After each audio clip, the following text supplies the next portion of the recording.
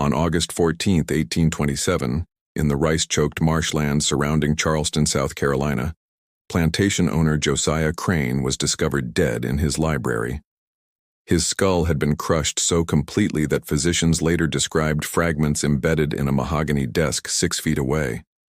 The coroner's report, still preserved in Charleston County archives, recorded injuries consistent with pressure from hands of unnatural size and strength, beyond any normal human capacity. Only one person was ever suspected: a woman, towering, at nearly 6 feet 8 inches, weighing more than 240 pounds of powerful muscle, who had vanished into the sweltering August night and was never seen again.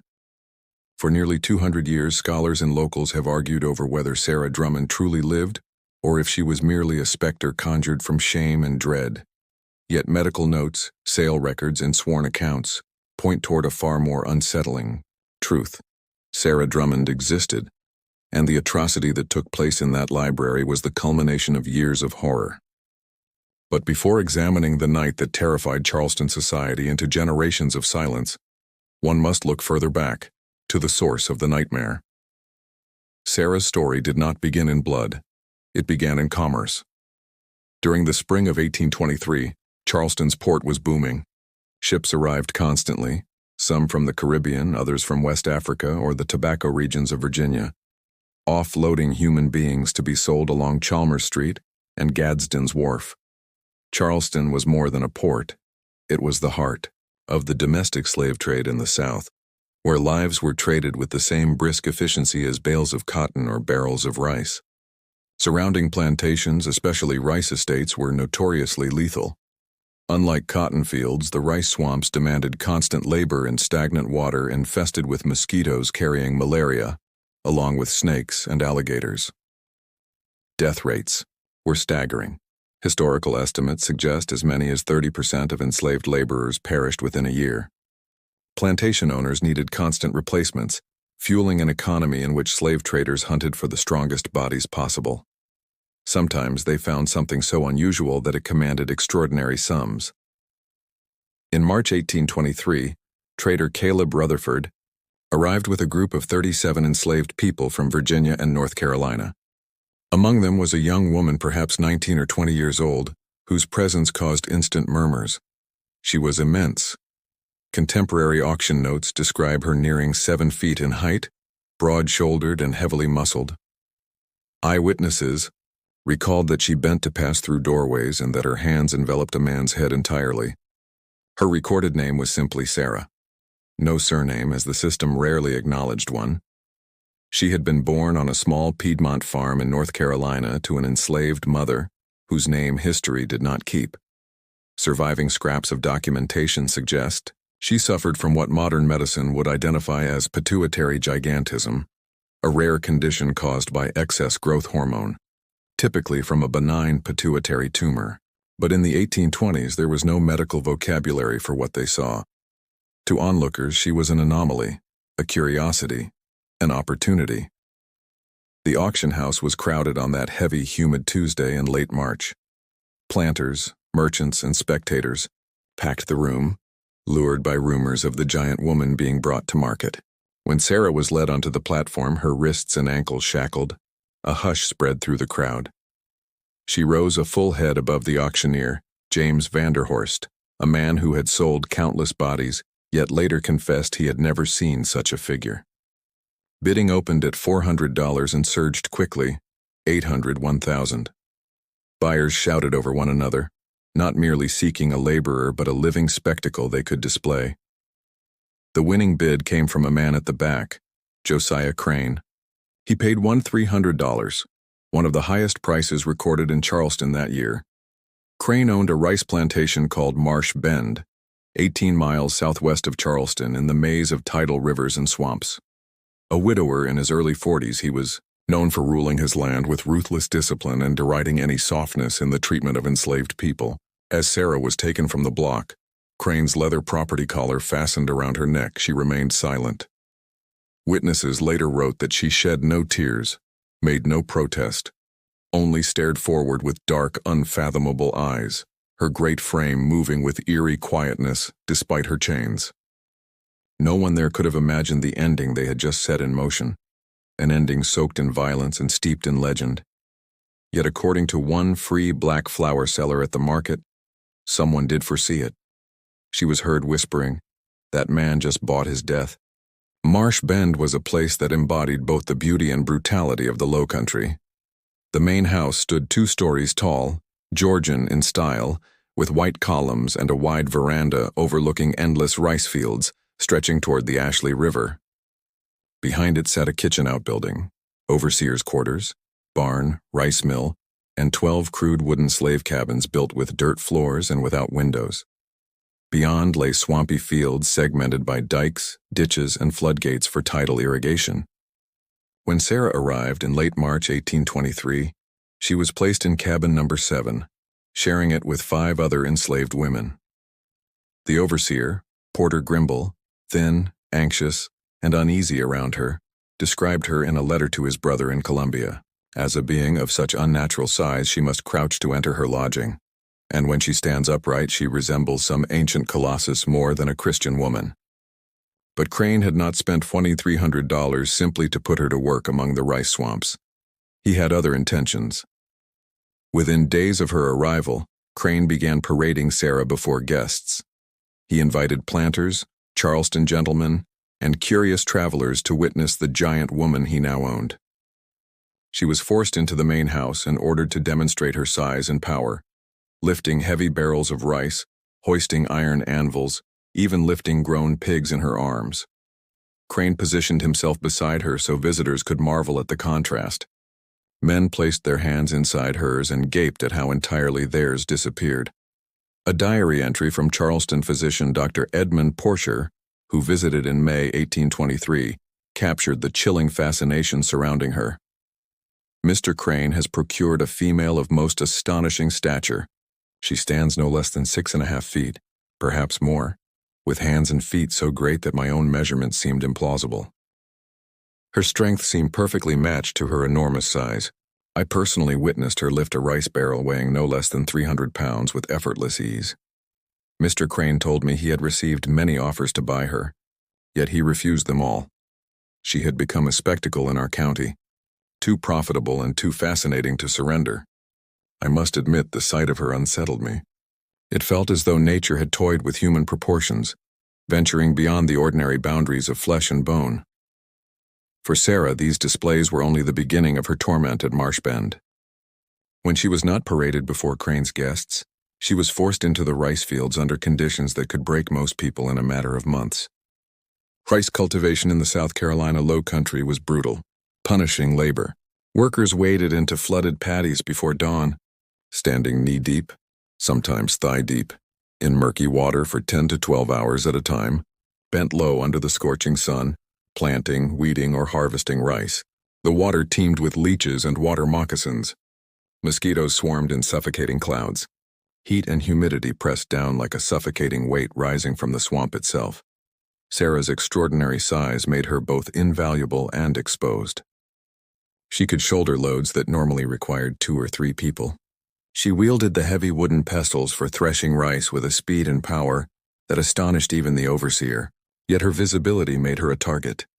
When Crane wanted to demonstrate the consequences of disobedience or slow work, he often chose her, not because she was guilty of any offense, but because punishing someone of her size sent a message that no one was beyond his control.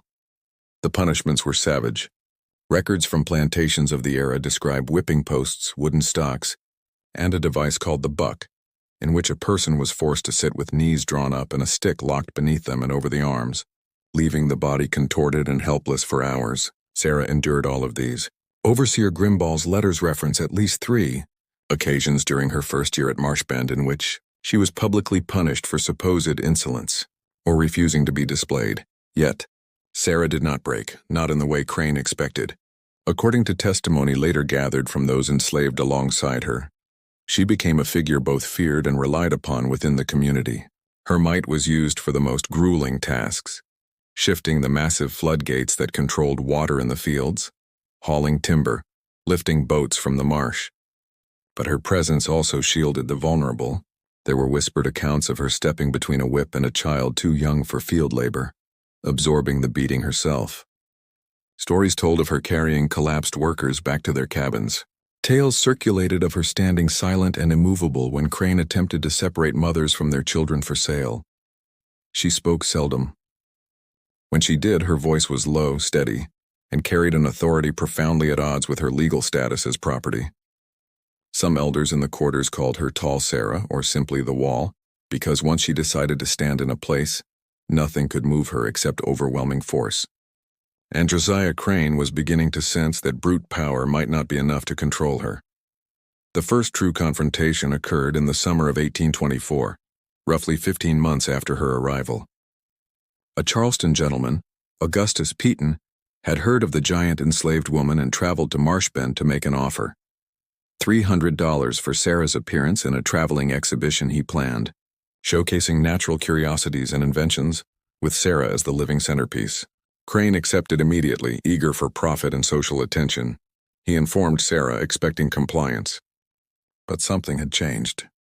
According to a house servant named Ruth who witnessed the exchange, Sarah looked directly at Crane and quietly said, "I will not go." Crane, stunned she had never defied him directly, repeated the order with rising fury. She repeated her refusal, voice calm and unwavering. Enraged, Crane summoned the overseer and ordered her taken to the whipping post. What followed became legend among the enslaved at Marshbend. 4 men, including Grimball, attempted to force her forward. She did not attack them. She simply refused to move. She became immovable mass, dead weight and unyielding will. They struck her with fists and cane, pulled and shoved, but she stood rooted. It eventually required 8 men, ropes, and threats to harm others before she relented and walked to the post on her own. The whipping was merciless, 30 lashes from a braided leather whip. Witnesses said she uttered no sound, even as blood seeped through the rough cotton of her dress.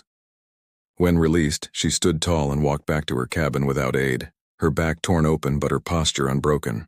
She never went to Charleston. Crane, humiliated, lied to Peaton, claiming she had fallen ill. But the balance at Marshbend shifted. The enslaved had seen she could bleed, but they had also seen she could force Crane to retreat. And that frightened him more than he dared admit. Over the next year, an uneasy truce formed. Crane continued to show her off to visiting guests, but no longer attempted to remove her from the plantation. Punishments grew less frequent, as though he sensed that each blow weakened his grip rather than strengthened it. Beneath the surface, however, something fateful was taking shape, something that would erupt in the bloody heat of August 1827. In spring of 1826, Sarah became pregnant. The father was never recorded, but accounts from the enslaved tell a consistent story. His name was Marcus, a quiet, skilled carpenter of about 30 who had arrived 2 years before, purchased from an estate sale in Georgetown. He could mend anything, rice mills, floodgates, boats. He had lost a wife and daughter to sail years earlier. Their bond grew not from fiery passion, but from shared understanding and respect. In evenings after work, they would sit outside the cabin, speaking softly. Marcus would tell her of places he had seen and the things he had built. Sarah, who had been uprooted so many times she barely remembered her mother's face, listened. When news of the pregnancy spread in early 1826, the quarters buzzed with both hope and dread. A child meant continuity and family, but also danger. Another life could be used as leverage, could be taken, sold, or tormented.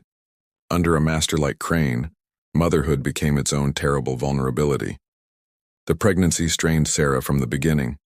Her great size, once an advantage in labor, made carrying a child painful and difficult. She worked in the fields as all enslaved women did, but others saw her slow, saw her pause to clutch her back, saw rare flickers of pain on her usually impassive face. Crane noticed too, but only through the lens of property. A pregnant woman meant a future asset, another body to own. He spoke openly about the child's potential size, speculating on the price the infant might command one day. Servants relayed his comments, and fear settled inside Sarah like ice. She had faced pain, humiliation, punishment. But now she faced the possibility of losing the one thing even she could not shield with brute strength. She had survived beatings, humiliation, hunger, and exhaustion, but the thought of her child enduring the same cruelty she had, displayed like a curiosity, punished for amusement, perhaps one day sold away, was something else entirely, something she could not bear. Marcus noticed the shift in her. She became even more silent than usual. Her expression hardened, her gaze distant. At night she would sit outside their cabin, hands resting protectively on her belly, staring toward the main house with a look that unsettled even those who knew her best. In November 1826, she was taken out of field labor and assigned lighter work, shelling rice, mending clothes, tending the kitchen garden. Her stomach had grown massive and movement came with difficulty, yet she remained a commanding presence. The kitchen workers swore that when she stood in the doorway, she blocked out the sun entirely. The baby arrived late in January 1827, during one of the harshest nights of winter. Her labor began soon after midnight, attended by two elder enslaved women, Hester and Dinah, who served as midwives in the quarters. It was a long, torturous birth. Sarah, who had never once cried out under the whip, screamed that night. Her voice carried across the frozen fields and roused Crane in the main house. He lit a lantern and walked to the quarters, standing outside cabin 7, listening. Just before dawn, the child was born, a boy unusually large at nearly 11 pounds but healthy. When the infant cried, Hester later recalled, Sarah wept, something no one had ever seen her do. She held the baby to her chest, studying his face in tiny hands, whispering words meant only for him. Marcus entered soon after. He stood beside her, gazing at their son, and witnesses said something passed between them then, an unspoken agreement or resolve. She named the boy Jacob, a name rich with biblical meaning symbolizing struggle and endurance. For a few brief weeks, despite their bondage, Joy lived in cabin 7. Sarah nursed Jacob, cradled him for hours, sang to him in a deep voice like distant thunder. Marcus carved tiny wooden animals and placed them in the cradle he had built. But Crane was watching. By the summer of 1827, Jacob was 6 months old, already large for his age, smiling and reaching for the world. Sarah performed lighter duties around the plantation buildings and carried Jacob with her whenever possible, never letting him out of sight. Marcus improved their cabin, using scrap lumber and his skill to add a real door with a latch and a small shuttered window. It was still a slave dwelling, crude and cramped, but it was theirs, a fragile attempt at family and dignity. Meanwhile, Crane's finances were collapsing. The rice market had faltered, and a reckless shipping investment had ruined him. Creditors pressed from every direction. By July, he stood on the brink of losing Marshbend. His solution was straightforward: sell enslaved people. 5 or 6 would be enough to salvage his fortune. The only question was who. In early August, slave trader Nathaniel Gadsden arrived. Known in Charleston for ruthless, profitable deals and a total disregard for separating families, he walked the plantation with Crane, inspecting people like livestock. When they reached the kitchen garden and saw Sarah working, Jacob sleeping in a sling on her back, Gadsden stopped. A boy named Peter, hiding nearby, overheard their conversation. Gadsden exclaimed, "Lord Almighty, is that the giant woman I heard about?" Crane replied proudly, "That is Sarah, 6'8". Strongest worker I own." Gadsden's attention shifted to Jacob. "And the child?" Crane answered, "Her son. About 6 months." Gadsden approached, circling Sarah like a buyer appraising a valuable animal. He seemed fixated on the baby. "How much for the child?" he asked. Sarah froze, though she did not turn. Crane hesitated. "I hadn't considered selling him separately."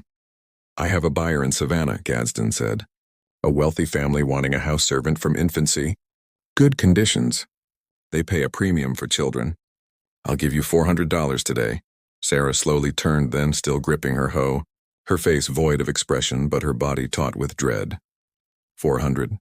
Crane repeated softly. "Cash," Gadsden said. "I take him this afternoon."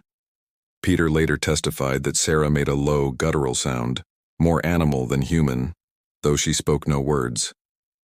Crane murmured that he needed time to consider, but everyone knew the truth. He needed the money more than he needed an infant on his land. That night, Sarah and Marcus whispered urgently in the dark. No one knew what was said, but the choice they made would carve itself into history. By dawn on August 13, 1827, Marcus was gone. He fled in the night with nothing but the clothes he wore, but he did not flee for freedom alone. He carried, sewn into his coat lining by Sarah, a detailed map he had drawn of the land and the road to Charleston, and a letter pleading for help. It explained that Crane intended to sell a 6-month-old child and begged anyone reading to intervene. It was a desperate, almost hopeless plan. But it was their only chance. Crane learned of Marcus's escape just after sunrise and flew into a rage. He ordered a search party, alerted the patrol, and sent riders toward Charleston. Men on horseback combed the swamps and fields. They found Marcus by noon, 8 miles from Marshbend, trying to cross a creek. Dogs tracked him through the mud. He was dragged back, bitten, bleeding, bound, but alive. Then came the punishment, witnessed later in court accounts and remembered with horror. Crane ordered Marcus to the whipping post and declared that he would deliver the lashes himself, enough to terrify anyone who dared even imagine escape. The entire enslaved population was forced to gather. Sarah was positioned in front, Jacob in her arms. 50 lashes. Crane tore off Marcus's shirt and swung the whip with full force. Blood appeared by the 5th strike. By the 10th, skin hung open. By the 20th, Marcus no longer screamed. He sagged against the ropes, his body broken but breathing.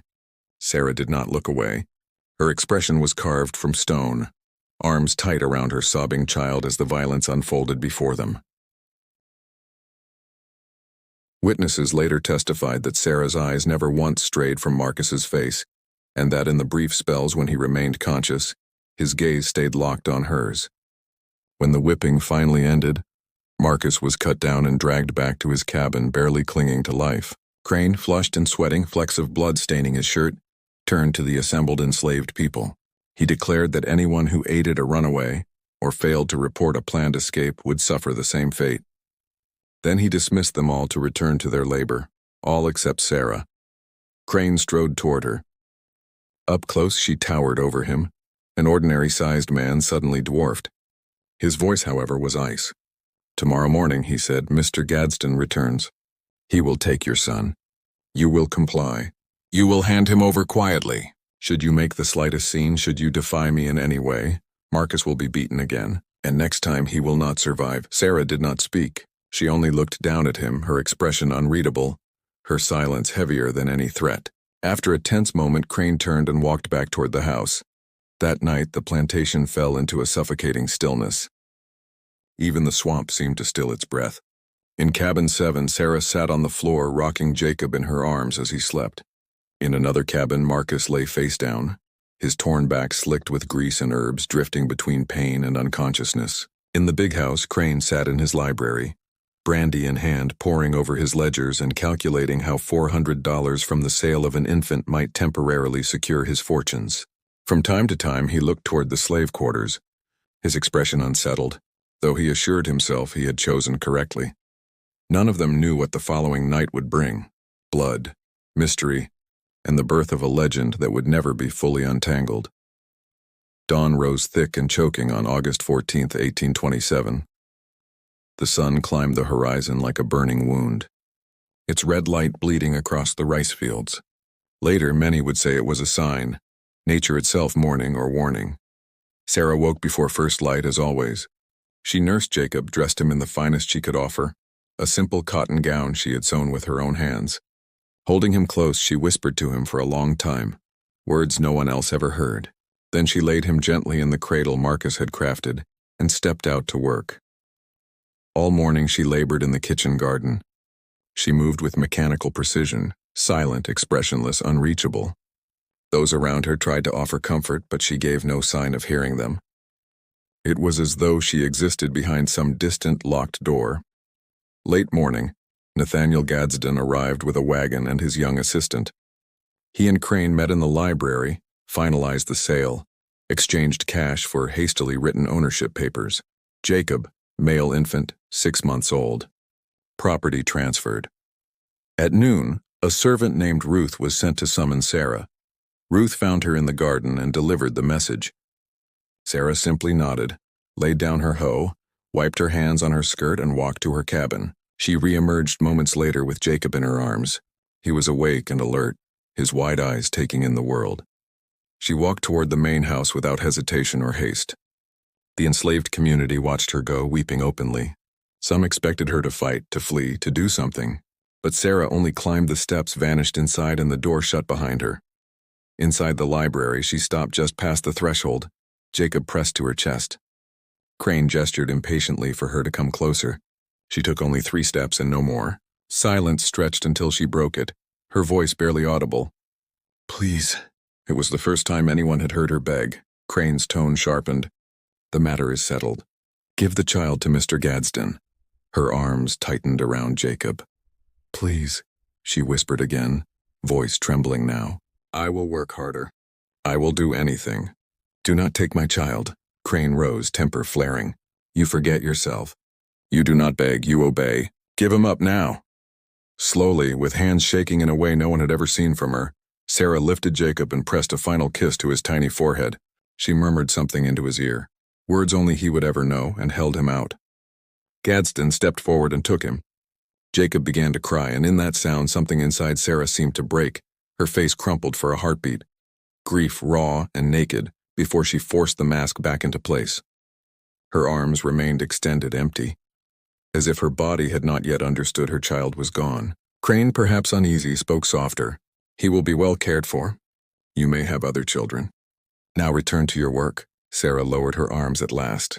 She looked at Crane with a gaze Ruth would later describe as something beyond hatred, beyond sorrow, like ice sealing over a deep, bottomless pit. Then she turned and walked out. Gadsden left soon after, Jacob crying in his wagon. Sarah stood near cabin 7, watching that wagon roll away until it was nothing more than dust on the road. She did not move for nearly an hour after it disappeared. The plantation stumbled through its duties, every soul carrying the weight of what had happened. Sarah worked through the afternoon with eerie calm. When offered food, she refused. When spoken to, she did not respond. When the sun dipped toward the horizon, she finally left the fields and went to Marcus. She sat beside him in silence.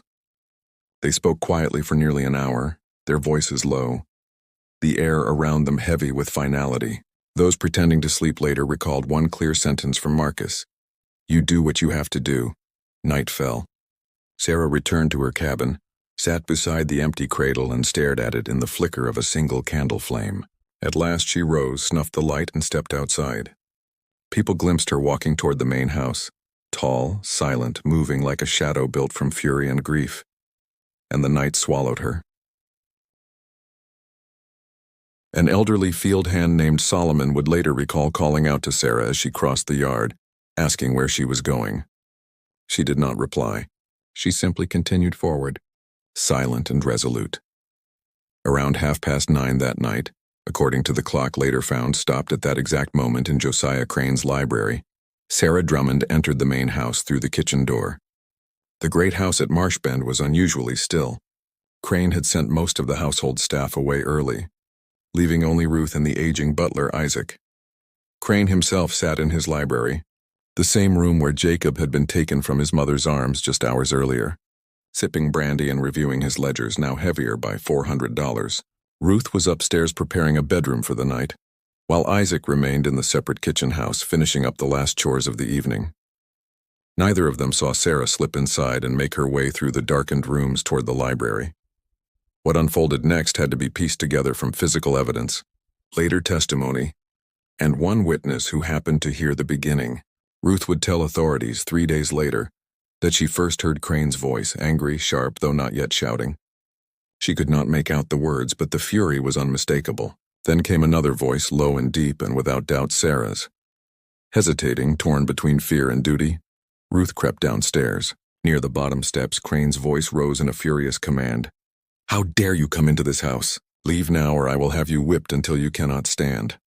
Sarah's reply was too soft to make out, but whatever she said only stoked Crane's rage. "The child is gone. It is finished.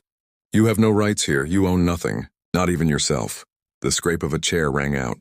Then Crane again, but this time his voice had changed, thinner, touched with fear. "Stay back. Do not come closer. I warn you." Drawn by dread more than courage, Ruth crept to a vantage point and peered through the partially open door. She would remember the sight until her dying day. Sarah stood tall in the middle of the room, her head nearly brushing the ceiling beams, her shadow stretched monstrous in the lamplight. Crane had stumbled backward against his desk, one hand groping desperately behind him. "I want my child," Sarah said, calm and unshaken. Crane stammered. "Impossible, he is sold. The law is with me. You are mine. The child was mine. I had every right. I want my child," she repeated. Crane's hand finally found the pistol hidden in his drawer. His arm trembled violently as he leveled it at her. "Come any closer and I will shoot. I swear it." Sarah's gaze flicked to the pistol, then she stepped forward. "Stop." Crane's voice cracked with panic. "I will do it." She took another step, now close enough to touch him. Crane squeezed the trigger. The explosion in the small room boomed like thunder. Ruth screamed, expecting Sarah to fall. But when the smoke cleared, Sarah remained upright. The bullet had torn through her left shoulder, blood soaking her dress, but she neither flinched nor wavered. Crane stared at her in horror. His shaking fingers fumbled at the pistol, trying to ready it again. Sarah reached out, took the weapon from his grasp as though from a frightened child, and hurled it across the room. "Where is my son?" she asked. I don't know," Crane stammered, trapped against the desk.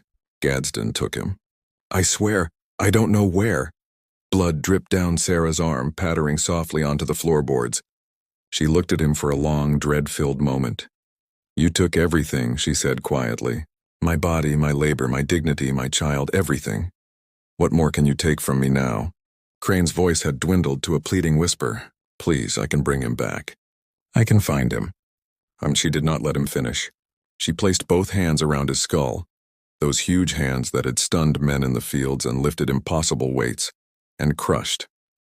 There was no scream, only a sickening wet crack, like a pumpkin splitting under force, and then the heavy thud of his body collapsing to the floor. Ruth fled, shrieking for help as she ran across the yard. By the time the overseer and 2 men stormed into the library minutes later, guns raised, the room was silent. They found Crane on the floor beside his desk, eyes frozen wide, skull shattered inward with impossible force. Blood and fragments spattered the desk, the books, and the polished wood around him. The window behind the desk hung open to the night. A trail of blood led toward it and vanished into the swampy darkness beyond. The men stood in stunned disbelief. Grimball barked frantic orders: send for Charleston, assemble the enslaved men, form search parties. But even he understood deep down that Sarah would not be found. The swamp stretched endless and wild beyond the plantation, and she knew them well. She had nothing left to lose, and vengeance had already been taken. The search parties returned empty-handed come dawn. Dogs lost her trail at the mire. No body, no garment, no trace but blood at the water's edge, as though she had been swallowed by the earth itself. Authorities arrived later that afternoon. Magistrates and sheriff with a doctor in tow, to find panic on every face and death still lingering in the air. The physician's report would state that Crane's skull had been crushed by sheer human force. Fingers unnaturally large, strength far beyond ordinary measure. Rumors spread faster than facts. Some whispered she had died in the swamp. Others swore she still lived, a towering phantom in the marshes, unbroken, unbound, and beyond the reach of any master. But all agreed on one thing. After that night, no one at Marshbend ever saw Sarah Drummond again. Her account was supported by Isaac, who heard the gunshot and later saw the trail of blood leading out of the house. Other enslaved people gave statements as well, describing Sarah's imposing size, her remarkable strength, the years of brutal mistreatment she endured, and the sale of her baby on the very morning of the killing. The discovery of Sarah's wound complicated the case. Investigators found the pistol she had flung across the room, along with the bullet lodged in the wall behind where she had stood. It confirmed that Crane had shot her before she killed him, raising deeply unsettling legal questions. Could an enslaved person claim self-defense against the man who legally owned them? The law said no, yet the circumstances made even the most rigid magistrates uneasy. Marcus was interrogated repeatedly. Still weak from his beating and barely able to sit, he insisted he had been in his cabin the entire night, too injured to stand, and only learned of the incident when the uproar began. Several enslaved people verified his statement, and though the authorities continued to doubt him, they had no choice but to accept his testimony. As word spread through Charleston and the Low Country, public reaction was swift and divided. Plantation owners responded with outrage and fear. If an enslaved woman could kill her master and vanish, what did that mean for the stability of slavery itself? Emergency meetings were held, patrols tightened, and new restrictions placed on enslaved movement. But among free black communities and those opposed to slavery, the story carried another weight. To some, Sarah became a figure of resistance. To others, a grim testament to the violence slavery inevitably bred. To many, she was simply a mother pushed beyond human endurance. Search efforts continued for weeks, stretching far beyond the plantation. Slave catchers were hired, rewards circulated. Reports surfaced throughout the region. A towering woman near the Santee River, a giant figure heading north toward North Carolina, a tall woman seeking food at a rural church. None of these sightings were ever confirmed. Each time investigators followed a lead, they found nothing. It seemed as though Sarah had dissolved into the wilderness, absorbed by the swamps and forests that bordered Marshbend. By dawn of the 15th, the first night's frantic search had yielded no sign of her, and the marshland around the estate remained silent and untouched. Then, in September 1827, something startling occurred. A letter arrived at the Charleston magistrate's office, left anonymously at a post office in Columbia more than 100 miles away. The handwriting was rough, the spelling uneven, but the message was unmistakable. To those looking for the woman Sarah, I am not dead. I will not return. I go north to find my son. Any man who tries to stop me will meet the same end as Josiah Crane. Do not follow. The letter bore no signature, yet Magistrate Huger believed it genuine. The tone, the unshaken resolve, the warning all fit what he knew of Sarah. But the note raised more questions than it answered. Had she really made it to Columbia? Was she still alive despite her wound? And the most troubling question of all, did she truly intend to hunt for her child? Authorities kept the letter secret, fearing panic among plantation owners and inspiration among enslaved people. Instead, they circulated its contents quietly among traders and slave catchers, urging vigilance for a towering woman asking after a child named Jacob sold in August. The trader Gadsden confirmed that he had sold the infant Jacob to a family named Hafford in Savannah, Georgia, for $500 just 2 days after leaving Marshbend. The Haffords verified the purchase and admitted the child was in their care, but when they heard of Sarah's deed, they hired armed guards to protect their home for months. As months turned into years, 1827 into 1828, and then 1829, the search faded.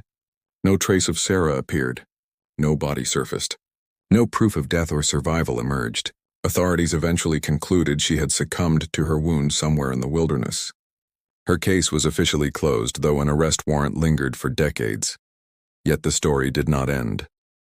Whispers persisted. Rumors spread. In the years after her disappearance, accounts circulated across the South of sightings of an unusually tall woman traveling through forests and swamps. Some enslaved people told whispered tales of a giant woman guiding them to safety, moving through the woods with an uncanny grace, saying only, "I am looking for my son."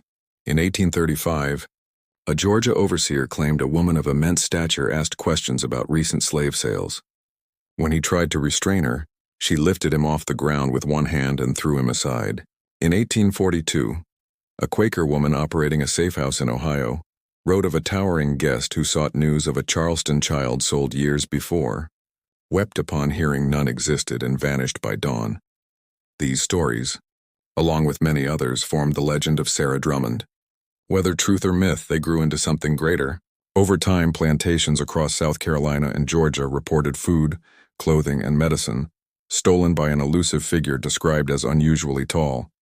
Some slaveholders became convinced Sarah lived in the deep woodlands, surviving off the land and aiding runaways. One plantation diary from 1838 recorded an overseer claiming to see a towering woman standing at the tree line at dusk, motionless like part of the forest, disappearing when he approached.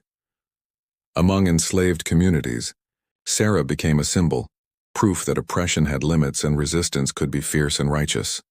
Songs carried her memory, masked in careful code. Among white Southerners, she became a warning, a figure twisted into monstrous tales to enforce obedience, a supposed cannibal lurking in swamps, a madwoman attacking travelers. These fear-driven stories revealed something deeper, a haunted awareness of the violence at the core of slavery and what might happen if those oppressed ever struck back. In the North, she became a hero to abolitionists, a mother who fought for her stolen child and then fled toward freedom. Some insisted she found her son. Others believed she became a guide on the Underground Railroad, using her knowledge of Southern wilderness to shepherd fugitives to safety. The truth, as with all legends, was likely simpler and more tragic. But one fact stands beyond doubt. Sarah Drummond was never caught, never confirmed dead, and never definitively seen again by anyone who could prove it. In researching this story, I examined every document, every testimony, every lingering trace from that night in August 1827 and the years afterward. And while I cannot tell you with absolute certainty what became of Sarah Drummond after she climbed through that library window and vanished into the swamp, I can tell you what the evidence most strongly suggests. The gunshot wound Sarah received from Josiah Crane was grave. The coroner noted blood at the scene consistent with a severe injury, and Dr. Pello, who surveyed the site the following day, reported that such a wound, left untreated, would almost certainly lead to infection and death within days or weeks. Sarah had no access to medical care. She fled into a hostile wilderness hunted by armed men and tracking dogs. The most widely accepted conclusion among historians is that Sarah died within a few days of escaping Marshbend. She likely made her way deep into the swamps, perhaps following waterways to lose the dog's scent, but eventually succumbed to her injuries. In that harsh, hot, and wet environment, her body, if she died there, would have quickly disappeared into the ecosystem. Alligators, wild hogs, and rapid natural decay would have erased all trace of her within weeks. This theory neatly explains the lack of confirmed sightings, the absence of evidence of her survival, and the sudden end of her blood trail from Marshbend. It is the logical, evidence-based conclusion. Yet not all details align perfectly with this explanation. The letter that surfaced in Colombia was genuine. Someone wrote it, someone who knew private details about Sarah's life. If she died in the swamps, who could have authored that correspondence? Reports from Underground Railroad operatives also complicate matters. These individuals were devoted, discreet, and not prone to spreading falsehoods. Their accounts of encountering a woman who matched Sarah's description appeared in private journals and personal letters, not in public propaganda. And then there is one final piece of evidence, perhaps the most intriguing, though frustratingly difficult to corroborate. In 1889, more than 6 decades after Josiah Crane's death, a Philadelphia physician named Dr. Robert Hayes treated an elderly black woman near death. In her final days, she told him her mother had been an enslaved woman from South Carolina, a woman of remarkable size who killed her enslaver in the 1820s. The dying woman, said her mother, survived in the wilderness for years before escaping north with help from free black communities and Quaker abolitionists. She claimed that her mother spent more than a decade searching for her first child, a boy named Jacob, before giving up the hunt and settling in Pennsylvania under a new identity. According to the woman, her mother lived quietly until her death in 1867. Dr. Hayes recorded the conversation in a letter to a colleague, noting that while the story was striking, he had no means to verify it. The woman died 2 days later, and he never learned her name, nor did he investigate further. That letter remained forgotten until a historian researching Civil War-era medical practices uncovered it in 2003. Could this woman have been Sarah Drummond's daughter? Could Sarah truly have survived, escaped, and lived out her life in freedom? We cannot say. The evidence is sparse, circumstantial, and clouded by time. What we do know with certainty is what unfolded on the night of August 14, 1827, in the Marshbend Library. A woman who had been treated as property, displayed like a curiosity, driven to exhaustion, beaten, humiliated, reached the point where she had nothing left to lose. When her infant son, her last source of love and meaning, was torn from her arms and sold for $400, something in her changed, or perhaps something hardened. In that moment, desperation crystallized into resolve. That night, Sarah killed Josiah Crane, crushing his skull with her bare hands, and then vanished from history as suddenly as if she had never existed. Yet she did exist. Sale records confirm her life. Medical reports document her condition. Witnesses testified to her ordeal, and most definitively, Josiah Crane's shattered skull stands as proof. Sarah Drummond was real. Her act was real. Somewhere, whether in the swamps of South Carolina, the forests of Georgia, or a quiet grave in Pennsylvania, her bones rest. What happened after that night remains unknown. Legends say she escaped. Logic suggests she died soon after, but legends endure because they speak to something deeper than facts. They give shape to hope, to resistance, to the belief that a woman who endured so much might have grasped even a fragment of freedom before the end. Jacob's fate is more certain. Records show the Hafford family of Savannah raised him as a house servant. He lived until 1891, dying at 64, and lies buried in a small cemetery outside Savannah. After emancipation, he worked as a carpenter and raised a family of his own. Interviews with his descendants during the 1930s Federal Writers Project reveal that Jacob knew his mother's story and what she had done. He treasured a small wooden horse carved by his father Marcus before Marcus was sold away, and he named his first daughter Sarah. This story reminds us that even in the darkest chapter of American history, some individuals refused to accept dehumanization. They fought back, at unimaginable cost, and became legends not merely because of what they did, but because their defiance speaks to the human spirit's breaking point, where suffering becomes strength, and strength becomes a final, irreversible act of resistance.